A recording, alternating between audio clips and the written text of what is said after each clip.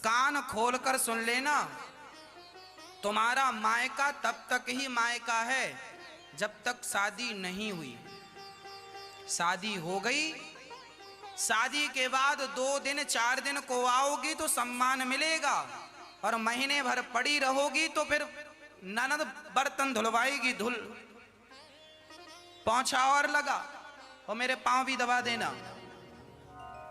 एक बहुत बड़े व्यक्ति थे, बहुत विद्वान, उनकी पत्नी थी, बहुत आनंद से रहा करते थे।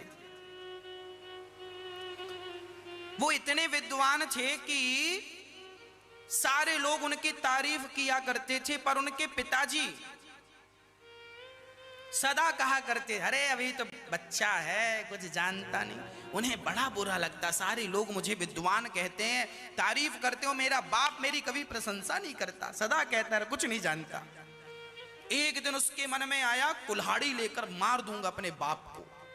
इतना परेशान हो गया अपने बाप से, रात को 12 बजे कुल्हाड़ी लेकर गया अपने बाप को मारने। मैं इतना विद्वान हूं पर मेरा बाप प्रशंसा नहीं करता।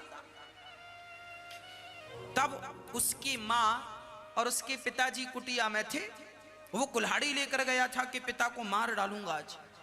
तभी उसकी मां की नींद खुल गई और मां ने अपने पति से कहा, क्यों, हमारा बेटा इतना विद्वान हो गया है, सारे लोग तारीफ करते हैं, प्रशंसा करते हैं, और एक आप हो कि आप कभी उसकी तारीफ नहीं करते। तो पिताजी बोले, भाग्यवान, वो बहुत योग्य है, बहुत अच्छा है, उसके जैसा विद्वान कोई पैदा नहीं हुआ धरती में मेरे बेटे जैसा। पर मैं उसके सामने इसलिए नहीं कहता, मैं कह दूंगा कि विद्वान है तो कहीं उसे अहंकार ना आ जाए, इसलिए मैं उसके सामने, उसके मुंह पे उसकी तारीफ, मैं उसके पीठ पीछे बड़ी तारीफ करता हूं, उसके मुंह पे नहीं करता, कहीं वो भटक ना जाए, बिगड़ ना जाए। माँ बाप को बच्चे के सामने उसकी ज्यादा तारीफ नहीं करनी चाहिए, यह भी एक सिद्धांत है। अब वो लड़का कुल्हाड़ी लिए खड़ा और सोचा, मेरे पिता मेरे बारे में ऐसा कह रहे हैं।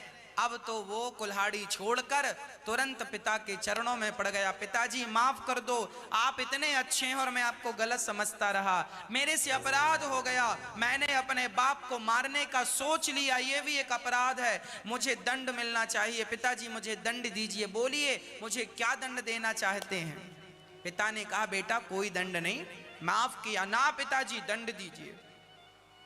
तो पिताजी ने कहा, सुनना, शास्त्रों की बात है और आपके मतलब की बात है। पिताजी ने कहा, सुनो बेटा, तुम्हें यदि दंड चाहिए तो ये बताओ, तुम्हारा सबसे ज्यादा सम्मान कौन करता है। उसने कहा, पिताजी मेरा सबसे ज्यादा सम्मान होता है ससुराल में। तो पिताजी ने कहा, ससुराल में तुम्हारा सम्मान होता है तो 6 महीने तक तुम ससुराल में रहो, यही तुम्हारे पापों का दंड है, यही सबसे बड़ा प्रायश्चित है। अब दोनों पति पत्नी चले ससुराल। अब सुनिएगा, जब ससुराल गए, ओहो जीजा जी आए, जीजा जी आए, जीजा जी, ओ थाली लाओ, लोटा लाओ, पांव धो। जीजा जी के पांव वाँव, ससुर जी आए, ओ दामाद जी कैसे हैं, पांव वाँव पड़े, कैसे हैं, ठीक है, सब बढ़िया, कुशल मंगल, हाँ सब बढ़िया। ओ दामाद जी के लिए बढ़िया हलवा बनाना बादाम का, और देसी घी की पूड़ी बनाना, डालडा वालडा न डालना, और बढ़िया खातिरदारी। अब दामाद जी भी बड़े प्रसन्न हो, ससुराल और जीजा जी के चरण धोए जा रहे हैं और हलवा पूड़ी खवाया जा रहा है। पहले दिन हलवा पूड़ी, दूसरा दिन रोटी सब्जी, पहले दिन दूध, दूसरे दिन छाछ, तीसरे दिन हुआ तो साली बोली, जीजा जी कल की कुछ रोटियां बची थी, आप कहो तो रख दूं, कल की कुछ रोटियां। अब लो बासी रोटियां खाओ जीजा जी। और सुनो, साले साहब ने कहा जीजा जी 5 दिन हो गए आज आपको, एक काम करो, घर में क्या करते रहेंगे आप, चलो हमारे साथ गैया चराने। अब जीजा जी गैया चराने जा रहे हैं। तभी एक दिन साली साहब ने कहा, साली ने कहा जीजा जी बहुत सारा गोबर पड़ा हो, कोई नहीं है घर में, आज हम थोड़ा जा रहे हैं काम से, घर में गोबर साफ कर लेना, गोबर कर लेना। लो भैया गैया भैया जितनी थी सब गोबर जीजा जी उठा रहे हैं। बड़ा सम्मान होता था, याद रखना सम्मान भी तब तक होगा जब तुम कम दिनों के लिए आओगे, पड़े रहोगे तो अब गोबर और उठाओ। पर पिता ने कहा है 6 महीने गुजारना, और इनकी तवक्कल 10 दिन में ही ठिकाने लग गई। अब इनकी पत्नी बार बार कहे, क्यों जी यहां गोबर करने पड़े हो, क्या घर में कमी है, सब बढ़िया चकाचक घर में है। अच्छा उसको पता नहीं था कि ये ससुराल में क्यों पड़े हैं, पत्नी को नहीं बताया था कि पिता ने कहा है कि तुम्हें ससुराल जाना है 6 महीने की। अब पत्नी बार बार कहे चलो चलो, नहीं है ससुराल अच्छी लग रही है। अरे ये क्या अच्छी लग रही है, महीने भर बाद तो आलम ये आया, साले सालियों ने कहा जीजा जी घर नहीं जाओगे। जीजा जी बोले ना अभी 5 महीने नहीं जाऊंगा। अब उनके घर में तू मैं चालू हो गई है, जीजा जी जा ही नहीं रहे। साला बोला न्यारे कर दो इनको, एक कमरा दे दो इनको। तो साली ने कहा कमरा कहां से दे दें, घर छोटा है, हमारा कमरा हम नहीं देंगे। तो कहा, बोले इनका सामान आंगन में रख दो। पत्नी को बड़ा बुरा लगे, पूरे दिन ससुराल के लोग उसकी बुराई करें, जीजा जी तो जा ही नहीं रहे हैं, घर जमाई बन के बैठे हैं, और क्या क्या ना कहा। पर वो आदमी सुनता रहा सब, क्योंकि पिता ने कहा है 6 महीने गुजारना। जहां सम्मान की अपेक्षा थी, जहां आपको लगता था यहां सबसे ज्यादा सम्मान मिलेगा, याद रखना कहते हैं ना दूर के ढोल सुहावने लगते हैं। दूर से सब अच्छा लगता है, जाकर पास में देखो तो पता चलता है क्या सही है। मेरी मां कोई सम्मान नहीं हुआ, पत्नी भी उदास रहने लगी कि मेरे पति को क्या हो गया है, घर जमाई बन के पड़े हैं, जबकि विद्वान हैं। एक दिन उनके पति श्लोक लिख, वो इतने विद्वान थे, श्लोक बनाया करते थे, श्लोक लिख रहे थे। पत्नी ने कहा क्या कर रहे हो, बोले भाग्यवान श्लोक बना रहा हूं। अच्छा श्लोक बना रहे हैं, मत बनाओ, इन श्लोकों का कोई अर्थ नहीं है, इसकी कोई कीमत नहीं है। उन्होंने कहा देवी ऐसा ना कहो, मेरा एक श्लोक 1 लाख रुपए का है। अच्छा विश्वास ना हो तो ले बेच कर आ जा। पत्नी बेचने गई, श्लोक बाजार लगी, सबने सामान रखा बेचने के लिए, इसने अपना भोजपत्र में श्लोक रखा।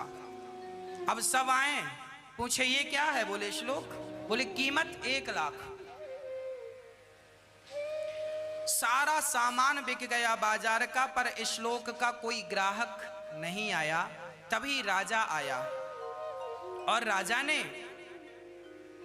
राजा का नियम था बाजार में जो सामान नहीं बिकता था उसे राजा खरीद लेता था। राजा ने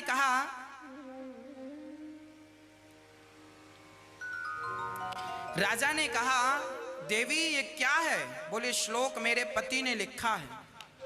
क्या कीमत है, बोले 1 लाख रुपए। अब राजा दंग रह गए, 1 लाख स्वर्ण मुद्राएं। पर राजा वचनबद्ध था कि जो सामान नहीं बिकेगा वो खरीदेगा, नहीं खरीदता तो राजा की थू-थू हो जाएगी समाज में। राजा ने खरीद लिया। जब राजा ने खरीदा तो उसे बढ़िया कांच पे मढ़वा करके और अपने सिंहासन के पीछे की तरफ 1 लाख का सबको बताया, भाई हम ऐसे राजा हैं, 1 लाख का श्लोक भी खरीद लेते हैं।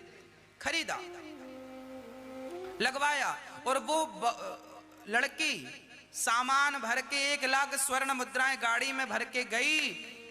अब पति ने कहा, आ गई? हाँ। 1 लाख पैसे लाई हो? हाँ। अब जब ससुराल वाले ने, साले ने देखा जीजा के पास तो 1 लाख रुपए आ गए, फिर हलवा पूड़ी से शुरू। फिर हलवा पूड़ी लाओ, भैंस मत चराओ, गैया ला, हम चराएंगे। साला बोला, हम चराएंगे गैया, और गोबर आप मत उठाओ, हम उठाएंगे। अब पैसे आ गए, अब पैसा, जमाना पैसे का संगी है, जमाना पैसे का साथी है। ये तो केवल बातें हैं। हाँ, इसलिए अब उनकी बड़ी खातिरदारी होने, फिर सम्मान, पैसा है तो सम्मान और खूब आनंद।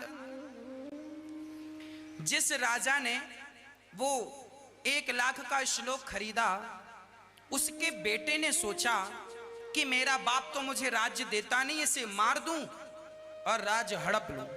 उसका बेटा चला, तभी उस बेटे की नजर इस श्लोक पे पड़ गई जो 1 लाख का था।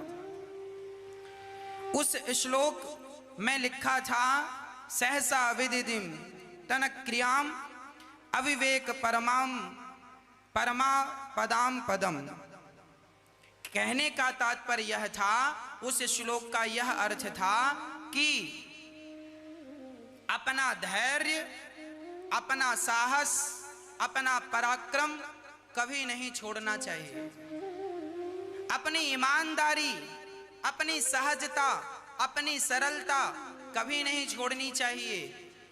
अपनी सत्यता कभी नहीं छोड़नी चाहिए। जब बेटे ने देखा, इस श्लोक में लिखा है अपना सत्य, अपना धर्म नहीं छोड़ना चाहिए, उसके अंदर गिलानी हुई, मैं अपने बाप की हत्या करने जा रहा हूं, ये तो बड़ा पाप है। तुरंत उसने तलवार गिराई, और तलवार गिराई तो पिता की नींद खुली। पिता ने आकर कहा, बेटा ये तलवार आधी रात को लिए क्यों खड़े हो? उस बेटे ने कहा, पिताजी सच बताऊं, आज मैं आपकी हत्या करना चाहता था, पर मेरी नजर इस श्लोक में पड़ गई। इस श्लोक में जो ज्ञान है वो मेरी समझ में आ गया, और मैंने आपको छोड़ दिया। मेरा हृदय परिवर्तित हो गया।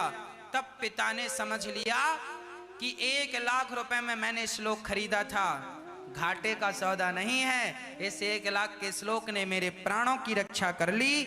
आज तुरंत राजा ने उस श्लोक को लिखने वाले को बुलाया और उसका सम्मान किया, बहुत सारा धन धान्य दिया। राजा ने अपने बेटे का राज्य तिलक किया, और इस प्रकार वो लोग अपने घर 6 महीने के बाद वापस चले गए। कहने का अर्थ यह है, इस पूरी कथा का तात्पर्य यही है, आप गलतफहमी में जी रहे हैं, आपकी पूरी गलतफहमी है। आपको लगता है ये मेरा सम्मान कर रहा है, आपको लगता है जो लोग आपका सम्मान कर रहे हैं 2-4 घंटे उनके पास बैठे रहना जरा। राष्ट्रपति हमें गोल्ड मेडल दें, हैं?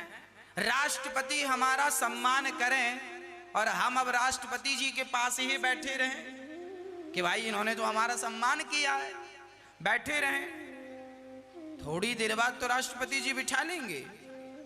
अब जहां वो जाए तुम भी वहीं जाओ, फिर सुरक्षा कर्मी उठा के चल बाहर, तेरा काम हो गया, सम्मान मिलेगा, जा सम्मान लेकर। कोई किसी का सम्मान नहीं करता मेरी माँ, यही तो भ्रम है संसार के लोगों का। कोई किसी का अपमान भी नहीं करता, ये सब भ्रम में, सारी जिंदगी लोग भ्रम में जीते हैं। आपको लगता है ये सम्मान कर रहा है, या कोई सम्मान नहीं है, कोई अपमान नहीं है, केवल भ्रम है, केवल भ्रम। यही भ्रम मिटाने के लिए बिहारी जी ने मुझे भेजा है, जाओ कथा सुना सुना करने का भ्रम मिटाओ। आप सम्मान अपमान से ऊपर उठकर परमात्मा को याद करें। इस धरती पे ना सम्मान पाने आए हैं ना अपमान देखने आए हैं, केवल भगवान का भजन करने आए हैं। मीराबाई जब चली तो उनका कितना अपमान हुआ। लोगों ने कहा कि ये तो चरित्र से गिरी हुई स्त्री है। क्या क्या ना कहा, राणा ने जहर दे दिया। मीरा ने ना सम्मान करने वालों पे ध्यान दिया ना अपमान करने वालों पे। बस मेरे तो गिरधर गोपाल दूसरो ना कोई, इस लक्ष्य को लेकर चली तो अंत में भगवान तक पहुंच गई। और हम लोग लक्ष्य लेकर चलते जरूर हैं पर लोगों के कहने पर उलझ जाते हैं। प्रशंसा किसी ने कर दी तो जय जय, और आलोचना किसी ने कर दी तो रुक रुक बताते हैं। ये झंझटों में हम उलझ जाते हैं।